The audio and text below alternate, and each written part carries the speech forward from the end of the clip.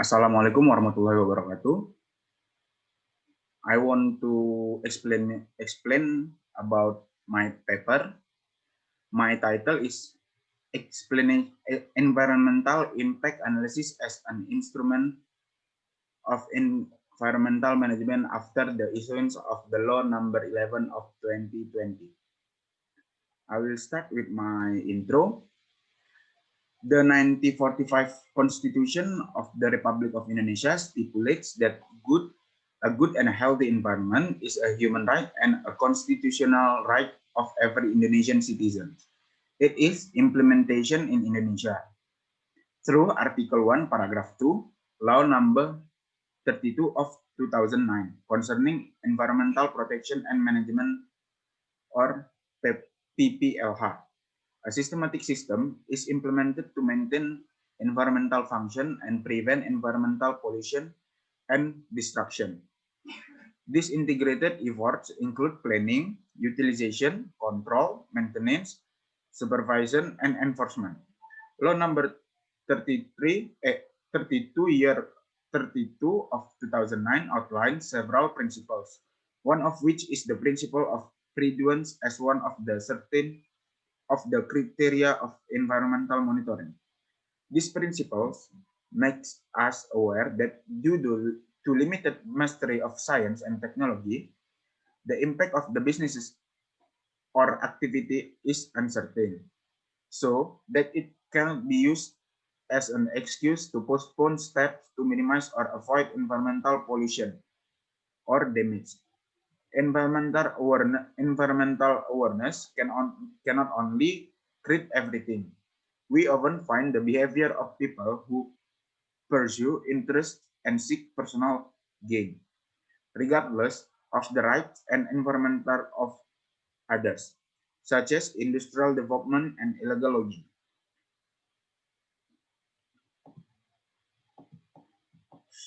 Such neglect can harm the environment, which can affect other people in the environment.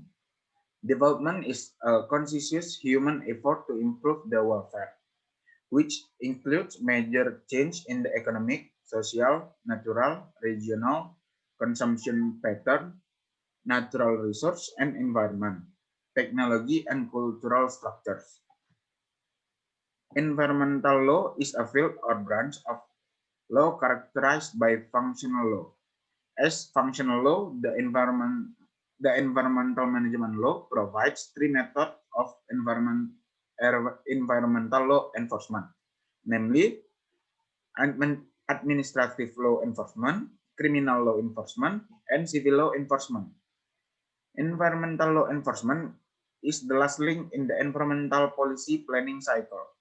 The sequence is as follows: laws, and regulation, standard setting, licensing, application, and law enforcement.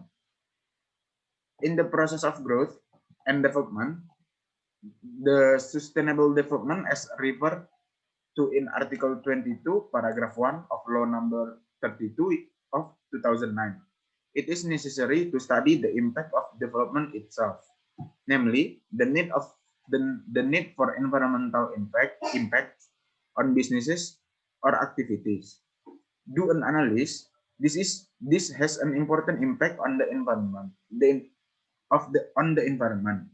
So a special agency to handle environmental issues at the local level was formed, namely the environmental agency. Which one its duties is to encourage the activities of related agencies in controlling environmental impacts, including the implementation of AEA in the regions. And the discussion as a legal innovation that adopts a comprehensive approach to the statutory regulations, the job creation law is a big ambition, but it's arbitrarily formulated because it ignores dignified legislative effects. The main objective of the Employment Creation Act is to improve the investment ecosystem and business activities by bringing together 79 laws in the context of simplified business and investment licensing. However, this simplification of the process is not based on a complete and comprehensive academic research on all the aspects involved in any statute. The provision of this law have been amended by the Employment Creation Law, including environmental affairs and others related aspects. Unfortunately, the existing academic papers do not contain long-term risks and complications that may arise from the cancellation of many environmental related regulations.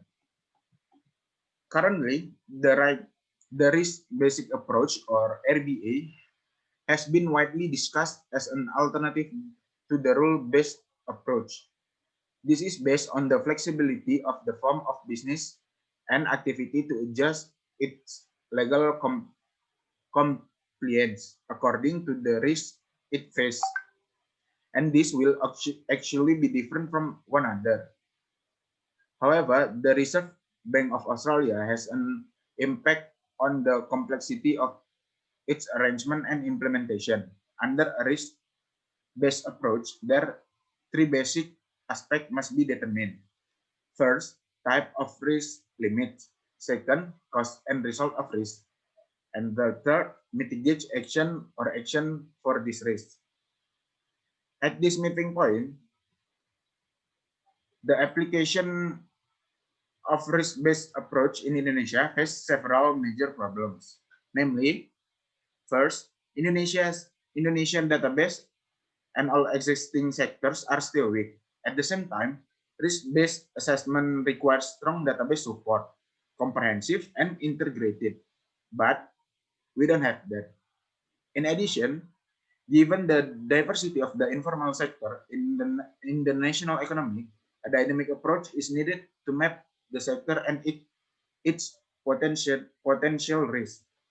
The second, lack of research on risk maps and implementation of government or local government policies, plan and program based on risk maps. The third, weak institutional problems and high corruption. There is no institution in Indonesia that has the authority or a good record in monitoring and risk identification. The fourth, various geographical and environmental conditions in Indonesia, a risk-based approach should support a complete environmental inventory based on the eco-regional approach of each region and combine this with countryside data for use in terrestrial and marine areas. But unfortunately, it is not yet available. The application of risk-based licensing must continue to integrate the principles of sustainability, not mainstream investment or commercial interests, and ignore the realization of ecological sustainability and social benefits. The removal of environmental permits. In the job creation law, based on the environmental permit law number 1, law number 32 of 2009 removes the environmental protection and management law and replace it with the environmental approval law.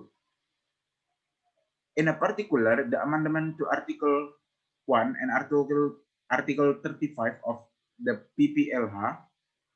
PPLH law, the task of environmental inventory of designation of ecological zones through law number 32 2009 has not been fully completed, and Article 36 as a product of administrative law. License is distinctly different from consent, which has greater flexibility over authority. Therefore, the use of license instead of licensing in the background will inevitably have significant legal consequence. One of the fundamental consequences is the loss of the power of community administrative claim to issue environmental agreements. On the other hand, this raises a pessimism and concerns about the weakening of the licensing system function as a means of controlling pollution and environmental damage. In particular, online single submission or OSS license is used to see implementation of integrated e-commerce licensing system, which is limited and problematic in the implementation process. OSS licensing introduced a new anomaly in the licensing system, the term license with promise, and its implementation destroy many aspects of the problems. And the simplification of license is not same as simplification of environmental impacts. With the revocation of environmental permits, it will have an impact on changing the background of the environmental feasibility study, especially in the AEA and UKL UPL. Particularly, Article 24 to 35 of the PPLH law. Although in principle EEA and UKL UPL are still recognized as prerequisites for businesses and activity decision making, and are included in business permits or government approval. The determination of AEA or UKL or UPL as a prerequisite is appropriate and commendable because simplifying the business license system does not mean simplifying environmental impact or environmental feasibility studies that must be made to manage this impact. From the perspective of this consideration, if the regulation is related to the assessment of legal danger, potential danger, level of risk, and level of business scale, to determine the transformation of businesses activities into the following business activities.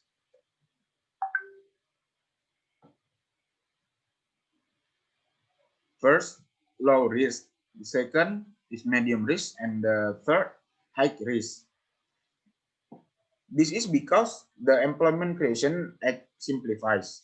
First, low risk business activity are only sufficient by including the business's identification code or NID as the legality of the activity. The second one, medium risk activities according to NID and standard certificates. The third, high risk activities met the NID and licensing requirements. There is a confusion between paragraph 1 and 2 of Article 10 of the Job Creation Law, and the translation of permit from paragraph 1 is the same as approved by the central government or local government. At the same time, in the Job Creation Law, except for perizinan berusaha, no term license, is used and is specially explained. Businesses permits are only given to individuals or businesses entities, not to the government. This change in terms has two important implications. First, the community loses the right to oppose the environmental impact analysis document.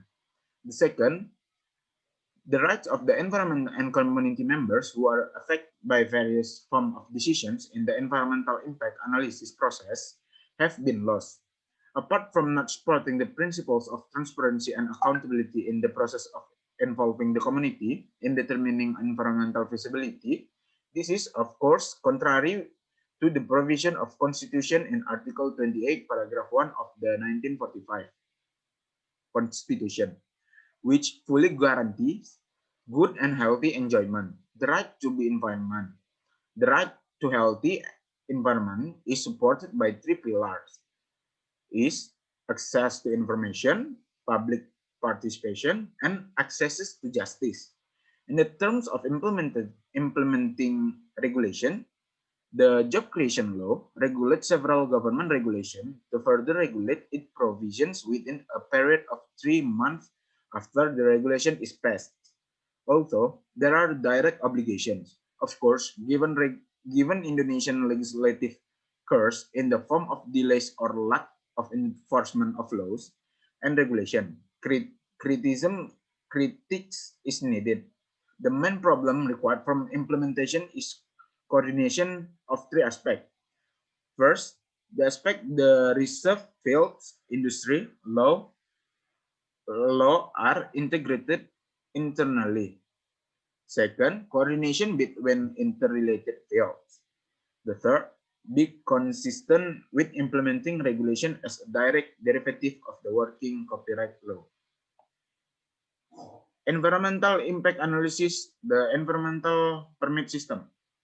One of the requirements of AEA as an environmental permit is to use interdisciplinary and even interdisciplinary methods to carry out system and scientific research on activities.